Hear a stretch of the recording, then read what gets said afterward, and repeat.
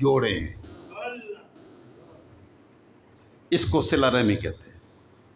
اور تاجدار کائنات صلی اللہ تعالی وسلم نے یہ سبق دے کر پوری امت مسلمہ کو ایک لڑی کے اندر پرو دیا کہ مسلمانوں کا آپس میں تعلق اتنا مضبوط ہو جیسے ایک جسم کے ساتھ سارے اعضاء کا تعلق ہوتا ہے۔ آقا علیہ السلام نے فرمایا کہ ہر مسلمان کا بھائی ہے، المسلم اخو المسلم، مسلمان کا بھائی ہے، لا یظلمہ ولا یسلمہ، نہ وہ اس پر خود ظلم کر سکتا ہے نہ اس کو کسی ظالم کے حوالے کر سکتا ہے، بلکہ مسلمان ایک جسم کی مانند ہیں۔ اذا اشتکا عضوا تداعی لہ سائر الجسد بالسہر والحمى، تو وہ جو تعلق میں نے ابھی آپ کو ساری بات سمجھائی کہ تمسک ہے ایک دوسرے کے ساتھ، اتنا تعلق مضبوطی کے ساتھ جوڑنا، جب بندوں کے ساتھ تعلق جڑتا ہے تو رسول اللہ صلی اللہ علیہ وسلم کی بارگاہ کے ساتھ لائن تعلق کی جڑ جاتی ہے، اور جس کی رسول اللہ صلی اللہ تعالی وسلم کی بارگاہ کے ساتھ لائن تعلق کی جڑتی ہے، اسی کی لائن بارگاہ ربوبیت کے ساتھ جڑتی ہے۔ اللہ رب العزت کی بارگاہ کے ساتھ تعلق رسول اللہ صلی اللہ تعالی وسلم کی بارگاہ سے تعلق کے بغیر ممکن نہیں ہے، اور رسول اللہ صلی اللہ تعالی وسلم کی بارگاہ کے ساتھ تعلق مومنین کے ساتھ تعلق جوڑے بغیر ممکن نہیں ہے۔ آپ نماز میں کھڑے ہیں تو اپنا تعلق اللہ کی بارگاہ کے ساتھ مضبوطی سے جوڑیں، آپ کا دل پیچھے نہ ہو، آپ کا تعلق، آپ کا دل آگے اپنے رب کریم کی بارگاہ کے ساتھ جڑا ہوا۔ جبریل امین نے آقا علیہ السلام نے سے پوچھا، مل احسان یا رسول اللہ، یا رسول اللہ صلی اللہ علیہ وسلم، احسان کس کو کہتے ہیں؟ احسان کس کو کہتے ہیں؟ یہ مشہور حدیث جبریل ہے جس میں ایک اسلام کے بارے میں پوچھا تو آپ نے جواب دیا، پھر ایمان کے بارے میں پوچھا تو آپ نے جواب دیا، پھر انہوں نے احسان کے بارے میں پوچھا، محسنین لوگ جو ہوتے ہیں، یعنی احسان کیا ہے، تو اس تعلق کی انتہا کیا ہے، تعلق کا تقاضا کیا ہے، اللہ رسول کی بارگاہ کے ساتھ تعلق کیسا ہونا چاہیے۔ تو جبریل امین نے آپ سے سوال کیا، مل احسان یا رسول اللہ، تو آپ نے ارشاد فرمایا، جب انہوں نے سوال کیا کہ احسان کیا ہے، تو آپ نے ارشاد فرمایا، ان تعبد اللہ کانک تراہ، تو اللہ کی عبادت اس طرح کرے گویا اللہ کی ذات کو دیکھ رہا ہے۔ یعنی جب تو اللہ کی بارگاہ میں کھڑا ہو تو تیرا تعلق اللہ کی بارگاہ سے ایسا جڑا ہوا ہو کہ تیرے من میں، تیری آنکھیں، تیرا دل یہ دیکھ رہا ہو کہ میرا رب میرے سامنے ہے۔ آپ کسی دفتر میں جاتے ہیں تو اپنا لباس خوبصورت بناتے ہیں کہ میں نے آفس جانا ہے، لیکن حیرت کی بات ہے کہ اللہ کی بارگاہ میں جانا ہے تو وہاں پر مسجدوں میں پڑی ہوئی ٹوپی سر پہ رکھ کر اللہ کی بارگاہ میں پہنچ جائیں گے۔ ایسا کبھی کسی دفتر میں جاتے ہوئے کرتے ہیں؟ اگر وہاں نہیں کر سکتے ہیں تو اللہ کی بارگاہ میں تعلق عبادت جوڑنے کے لیے آتے ہوئے یہ کیسے ہمت ہو جائے گی؟ کئی لوگ جو ہیں وہ اپنی پینٹوں کو الٹا کر لیں گے، اس کو دین سمجھتے ہیں۔ وہ پینٹوں کو الٹا کر کے کبھی آپ کسی آفس میں گئے ہیں، کسی افسر کے پاس گئے ہیں، کسی بڑے کے ساتھ گئے ہیں، کسی صاحب منصب کے ساتھ اس طریقے سے آپ کا آمنا سامنا ہوتا ہے؟ تو اللہ نے فرمایا، خذوا زینتکم عند کل مسجد، جب بھی نماز پڑھنے کے لیے آؤ تو خوبصورت شکل و صورت بناؤ تاکہ تمہیں پتہ چلے کہ تم کس کی بارگاہ میں آئے ہو۔ تو اگر وہ سامنے نظر آ رہا ہے اور اس حالت میں نماز پڑھی ہے تو آقا علیہ السلام نے فرمایا اس کو احسان کہتے ہیں۔ ایسا کرنے والے محسن ہیں۔ ان تعبد اللہ کانک تراہ، تو اللہ کی عبادت اس طرح کرے گویا تو اسے دیکھ رہا ہے۔ لیکن ہر ایک کو یہ احسان کی اتنی بلند شکل جو ہے وہ شاید نصیب نہ ہو۔ فَإِن لَمْ تَكُنْ تَرَاهُ فَإِنَّهُ يَرَاكَ، اگر تمہیں یہ کیفیت نصیب نہیں ہوتی تو فَإِنَّهُ يَرَاكَ، تو کم از کم اتنی کیفیت تو نصیب ہو کہ جس کی بارگاہ میں تم بندگی اور نماز کی ادائیگی کے لیے آئے ہو، اظہار بندگی کے لیے آئے ہو، وہ تمہیں دیکھ رہا ہے۔ یا تو پہلی صورت تو یہ ہے کہ تم اپنے اللہ کو دیکھ رہے ہو، یہ تو نقطہ کمال ہے، یہ تو تمسک باللہ، اللہ کی ذات کے ساتھ تعلق جوڑنے کی انتہا ہے، کمال ہے، نقطہ کمال ہے۔ لیکن اگر یہ نہ ہو تو کم از کم اتنا تو ہوتا ہے نا کہ ہم جب بندگی کرتے ہیں، نماز پڑھتے ہیں، تو نماز پڑھنے کے لیے جب اس کی بارگاہ میں کھڑے ہوتے ہیں، جب ہم رکوع میں جاتے ہیں اور سبحان رب العظیم کہتے ہیں، زبان سبحان رب العظیم کہے کہ اس کی عظمت و کبریائی من میں نہ آئے تو کیا کہا سبحان رب العظیم؟ سجدے میں سر رکھ کر اگر سبحان رب الاعلیٰ کہا کہ میرا رب ہر قسم کے نقص و عیب سے پاک ہے، جو بڑی عظمت والا اور سب سے اعلیٰ اور سب سے بلند تر ہے، یہ زبان کہہ رہی ہے، اور اس کے ساتھ تعلق ہی کوئی نہیں ہے، تعلق اپنا پیچھے کہیں ہے، اپنے کاروبار، اپنے حالات اور اپنے معاملات سارے جو باقی کبھی یاد نہیں آیا، وہ سجدے میں، وہ نماز کی حالت میں یاد آیا تو تعلق جوڑا، تو کیا تعلق جوڑا؟ تو تاجدار کائنات صلی اللہ تعالی وسلم نے اپنی امت کو جو ہے یہ سارے سبق سکھائے ہیں، ہم نے اس کی طرف کبھی توجہ ہی نہیں کی۔ ساری توجہ تو اصل جو ہے وہ اللہ کے رسول کی رضا کے لیے، اللہ رسول کے ساتھ تعلق جوڑنے کے لیے، اس کی ساری بنیادیں ہی یہی ہیں۔ اور جب یہ تعلق جوڑنے والا سمجھتا ہے کہ میں تعلق جوڑنا چاہتا ہوں، تو اس کو اپنے رسول صلی اللہ تعالی وسلم کی بارگاہ کا تصور اور اپنے مالک کی ذات کا تصور اپنے من میں راسخ کرنا لازم اور فرض ہے۔ اور جب یہ تعلق جڑ جاتا ہے تو پھر وہ رکوع و سجود کر کے تو اللہ کی بارگاہ میں بیٹھتا ہے اور کہتا ہے السلام علیک ایھا النبی، التحیات للہ والصلوات والطیبات، کہ یہ جو ساری عبادتیں، ریاضتیں نصیب ہوئیں، یہ سجدے نصیب ہوئے، یہ رکوع نصیب ہوئے، یا رسول اللہ یہ آپ کے نالین پاک کی خیرات نصیب ہوئی، تو السلام علیک ایھا النبی، اے نبی مکرم صلی اللہ تعالی وسلم کی ذات مطہرہ، آپ پر درود و سلام ہو، آپ پر سلام ہو۔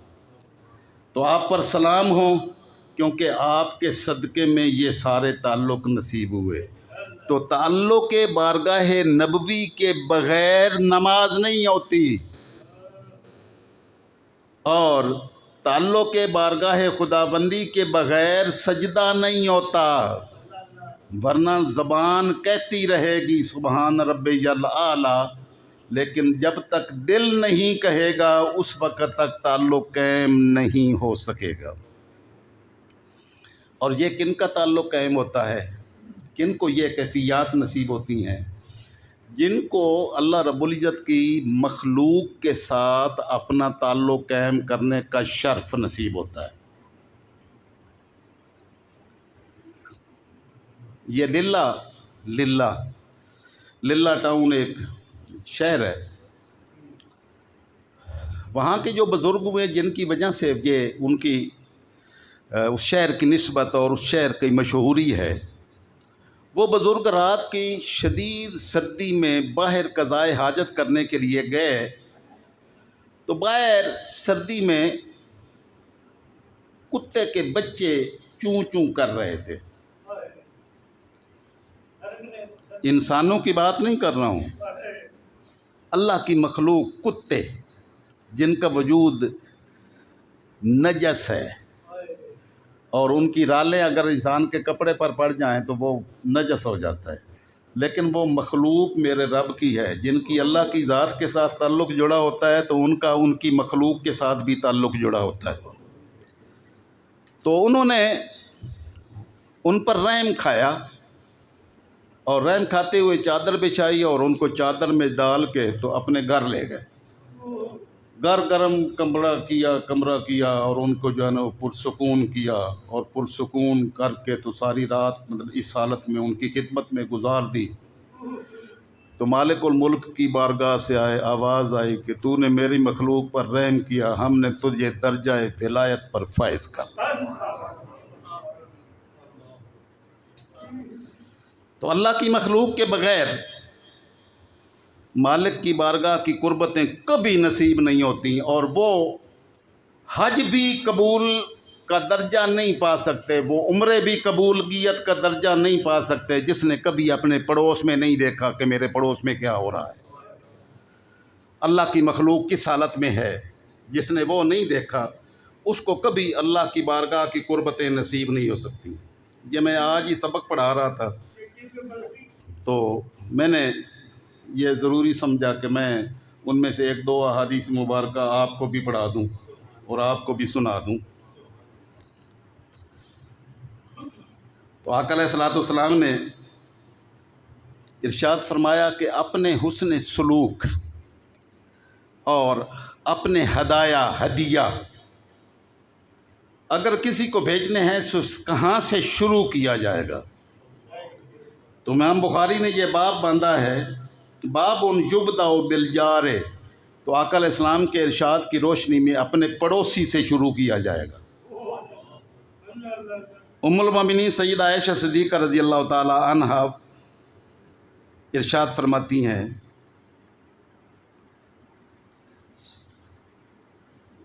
سمعت الرسول اللہ صلی اللہ علیہ وسلم، میں نے اللہ کے رسول صلی اللہ تعالی وسلم یقول، آپ کے وہ ارشاد فرماتے ہوئے اپنے کانوں سے سنا،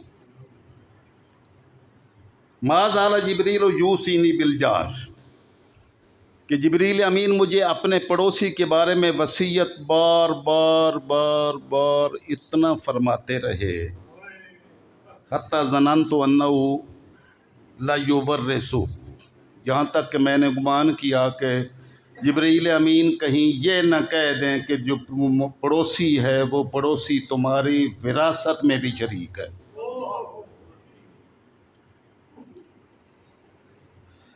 اگلا باب باندھا ہے کہ یہدی الی اقربہم بابن، کہ ہدیے کا آغاز جن کا دروازہ تمہارے دروازے کے ساتھ پہلے لگتا ہے، آغاز وہاں سے کیا جائے. ام المومنین فرماتی ہیں قلت یا رسول اللہ ان لی جارین، میرے 2 پڑوسی ہیں، فَإِلَىٰ أَيِّهِمَا أُهْدِي، ان دونوں میں سے پہلے میں کس کو ہدیہ بھیجوں؟ قَالَ إِلَىٰ أَقْرَبِهِمَا، آپ نے فرمایا کہ جس کا دروازہ تمہارے دروازے سے زیادہ قریب ہے پہلے اس کو بھیجیں.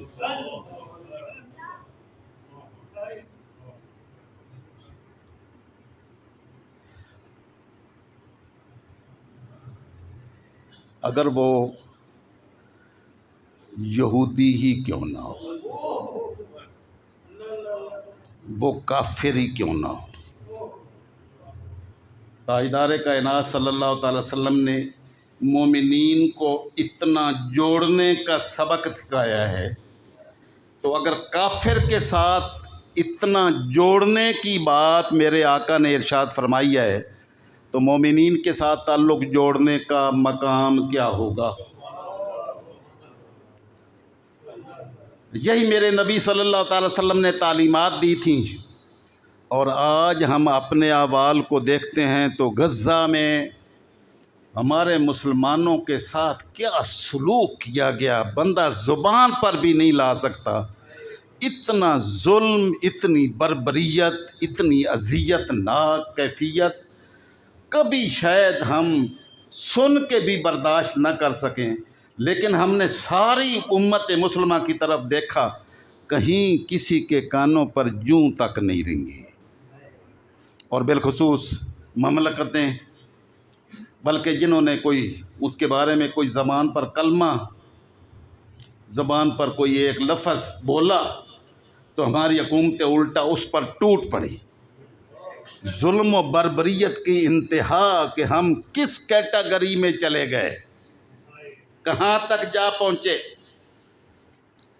تو تاجدار کائنات صلی اللہ تعالیٰ علیہ وسلم کی تعلیمات ہمیں مخلوق انسانیت کے ساتھ، اللہ کی مخلوق، خواہ وہ انسانوں کی شکل میں ہو، حیوانوں کی شکل میں ہو، پرندوں کی شکل میں ہو، چوپاؤں کی شکل میں ہو، ہر ایک کے ساتھ رحمت کا اظہار ایمان کی علامت ہے کہ اس بندے کے سینے میں، دل میں ایمان کا نور ہے۔ اگر یہ دیکھنا ہو کہ کوئی کس قدر مومن ہے، اپنے بارے میں خود کوئی فیصلہ کرنا ہو کہ میرا ایمان کس کیٹیگری کا ہے، تو وہ اپنے من میں دیکھ لے کہ میں اللہ کی مخلوق کے ساتھ سلوک کیا کرتا ہوں۔ اس سلوک سے تعین ہوگا کہ آپ کے ایمان کا معیار کیا ہے۔ تو تاجدار کائنات صلی اللہ تعالی وسلم نے پڑوسی کے بارے میں جو میں نے ابھی آپ کو کہا، بہت ساری احادیث مبارکہ ہیں، تو بس میں یہ ختم کرتا ہوں۔ حضرت حسن بصری رضی اللہ تعالیٰ عنہ سے پڑوسی کے بارے میں پوچھا گیا کہ پڑوسی کتنے ہوتے ہیں؟ فقال 40 امامہ 40 دارن، آپ کے سامنے 40 گھر، 40 خلفہ، آپ کے پیچھے 40 گھر، 40 عن یمینہ 40 عن یسارہ، 40 گھر دائیں سائڈ پر، 40 گھر بائیں سائڈ پر۔ شروع کہاں سے ہوگا؟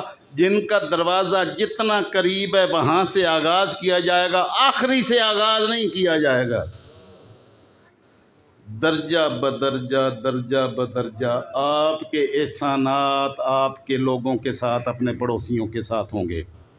آپ کے ساتھ رحم کا تعلق رکھنے والے بہن بھائی، جو یہ سمجھتے ہیں کہ باہر جا کے تو بہت زیادہ وہ خرچ کرتے ہیں تاکہ پتہ چلے کہ وہ بہت زیادہ وہ سخاوت کرنے والے اور اللہ کی رضا کی خاطر اللہ کی راہ میں خرچ کرنے والے ہیں، وہ خرچ کرنے والے جو باہر خرچ کرتے ہیں، میرے آقا نے ان کو ارشاد فرمایا کہ پہلے اپنی اولاد پر خرچ کریں۔ سب سے بہترین صدقہ وہ ہے جو اپنی اولاد پر کیا جائے۔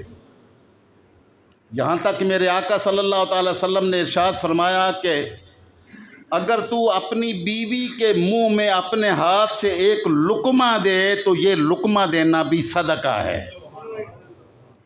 یعنی اپنے بیوی کو کھلانا، اپنے بچوں کو کھلانا، اپنے رحم کے تعلق داروں کو کھلانا، یہ سارا دین ہے۔ ان کے ساتھ ہماری دشمنیاں ہیں اور ہم دکھلاوے کے لیے پتہ نہیں باہر دنیا میں کیا کیا کرتے پھرتے ہوتے ہیں، اس کو دین نہیں کہتے۔ ایمان کا نور یہ ہے کہ تم اللہ کی مخلوق کے ساتھ، اور سب سے زیادہ جو تمہارے حسن سلوک کے مستحق ہیں، آقا کی بارگاہ میں عرض کی گئی یا رسول اللہ کہ میرے حسن سلوک کا سب سے زیادہ مستحق کون ہے؟ آپ نے فرمایا اموں کا، تیری ماں ہے۔ عرض کی ثم من، پھر یا رسول اللہ کون ہے؟ فرمایا اموں کا، تیری ماں ہے۔ عرض کی پھر یا رسول اللہ، فرمایا اموں کا، تیری ماں ہے۔ عرض کی ثم من، پھر کون یا رسول اللہ؟ فرمایا ابو کا، تیرا باپ ہے۔ اور یہ رحم کے سارے رشتے، بہن بھائی، ماموں چچا، بھتیجے بھانجے بھانجیاں اور بیٹیاں، یہ سارے حسن سلوک کے مستحق ہیں۔ حتیٰ کہ آقا علیہ السلام نے فرمایا جس نے 2 بیٹیوں کی کفالت کی، ان کی حسن تربیت کی، ان کو پالا پوسا، تو قیامت کے دن وہ میرے ساتھ یوں کھڑا ہوگا جیسے یہ انگلیاں ہیں، یہ انگلیاں جیسے آپس میں ملی ہوئی ہیں۔ 2 بچیوں کی پرورش کرنے والا میری بارگاہ میں میرے ساتھ اتنا تعلق قربت کا اس کو نصیب ہوگا، قیامت کے دن وہ میرے ساتھ یوں کھڑا ہوگا۔ یہ میرے نبی کی تعلیمات ہیں۔ تو میں نے تمسک بالقرآن، تمسک باللہ، تمسک بالنبی صلی اللہ تعالی وسلم کو اللہ کی مخلوق میں منحصر کر کے آپ کو سمجھا دیا۔ جو اللہ اور اس کے رسول کے ساتھ اپنا تعلق جوڑنا چاہتا ہے کہ وہ مضبوطی سے ایسا کلپ وہ مضبوط ہو کہ اس میں وہ لوز پن نہ آئے، وہ کبھی لوز نہ ہو، سپارک نہ کرے، بلکہ مضبوطی کے ساتھ اوپر لاک لگ جائے، تو وہ اپنے آپ کو اللہ کی مخلوق کے ساتھ جوڑ لے۔ جو یہ تعلق جوڑے گا اسی کو اللہ اور اس کے رسول کی بارگاہ کی تعلق کی کیفیات نصیب ہوں گی اور ایمان کا نور نصیب ہوگا۔ اللہ رب العزت ہمیں اپنے آپ کو دین اسلام کو سمجھ کر اس کے ساتھ اپنے آپ کو عملی طور پر اس میں شریک کرنے کی توفیق نصیب فرمائے۔ وما علینا الا البلاغ۔